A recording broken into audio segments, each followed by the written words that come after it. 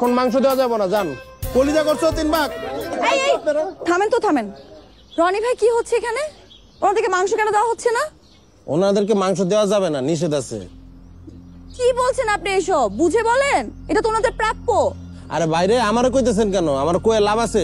সুভাই আমার নিষেধ করছে, নিষেধ আছে। এনামকে অনেক কাজ আছে, জান তো, পরে কথা কইন। এই ভাগ করে দাও। আশ্চর্য, এটা কোন ভাই গোস্তাদার ভাই। এই আপনারা সবাই দাঁড়ান দাঁড়ান। এই তাড়াতাড়ি কাজ করো না, বুঝলাম না, দেরি হয়ে যেতেছে না?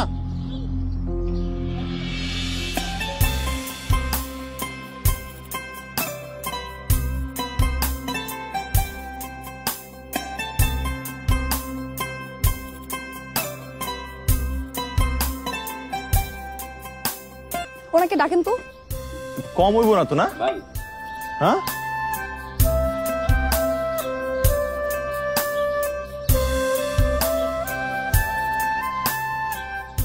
আপনি নাকি গরিবদেরকে মাংস দিতে মানা করে দিয়েছেন, নিষেধ করেছেন আপনি।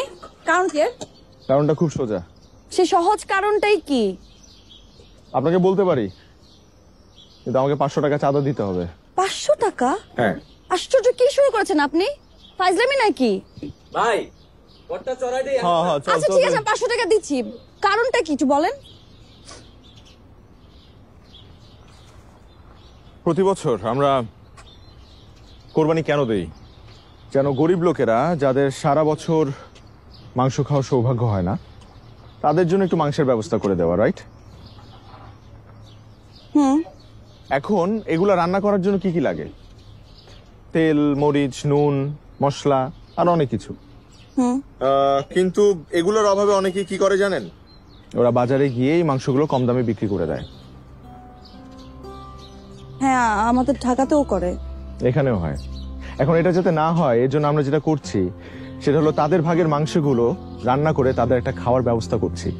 আর এই নুন, মরিচ, পেঁয়াজ, তেল এগুলার জন্য আমরা চাঁদা উঠাচ্ছি, যাতে তারা তৃপ্তি করে মাংস খেতে পারে।